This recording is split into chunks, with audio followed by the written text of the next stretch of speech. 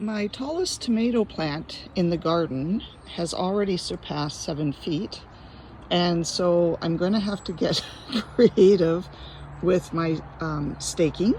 I looked online for 8-foot stakes, and I can get a package of 10 for, I think it was $140, like $14 a stake.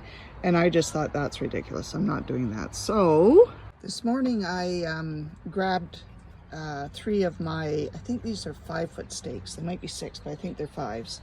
And drilled them and put a zip tie through them. Why zip tie? Because I don't want to buy a giant box of screws or nuts and bolts just for 3, especially if this doesn't work. So for now, I'll call this my prototype. I used my Dremel to do it. It was really quick and easy. And now I'm going to, for additional support, put 3 larger ones on the outside because these are kind of thin and I don't know how they'll do with the wind. So just as a little more support. I'm sure a lot of the guys and perhaps a lot of the gals out there are going to be laughing at this. I just want to say I've always wanted to know mechanics and carpentry. That's about it. I don't want to know plumbing or electrical, but the other 2 I've always wanted to understand. When I was in grade 8 or 9 and going to take electives, we as girls weren't actually allowed to take metalwork, woodworking shop. We were encouraged to take sewing, bookkeeping, typing, and sewing. In fact, my sewing teacher on my grade 9 report card wrote, "I am giving you an adjudicated pass if you promise never to sew again." So I think I was actually meant to do more stuff like this. I just don't know how. So I do the best I can. I staggered these boards so that I get the extra height on the one end. So we'll see how it goes. Just as a side note, I absolutely love garden Velcro. And I find, like, this is the 4th year of using this. At the end of the year, I take them all down and I roll them into bundles. And then the next year, roll them out until I find a piece the size I need.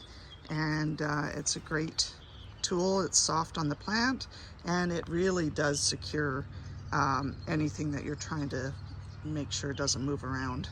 So anyways, garden Velcro, thumbs up.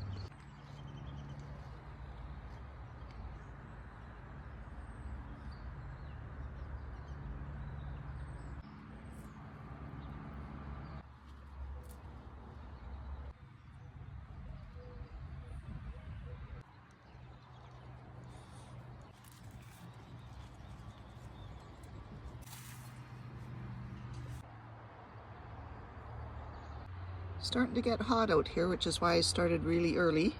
So these are the 2 bottom poles, and then you can see where I attach the middle one, and up and up and up and up and up. I sound like a dork. And with a little room to spare, 7 feet is probably an 8-foot pole now. So, and it's feels really good. I've got it against this little tomato fencing that I've reinforced, so hopefully it will allow the plant to continue growing. Last year I think it was 9 foot or 11 foot, something like that was my longest or tallest plant. Longest because it was on the ground when I measured it. So it's almost July. We'll see how far it grows.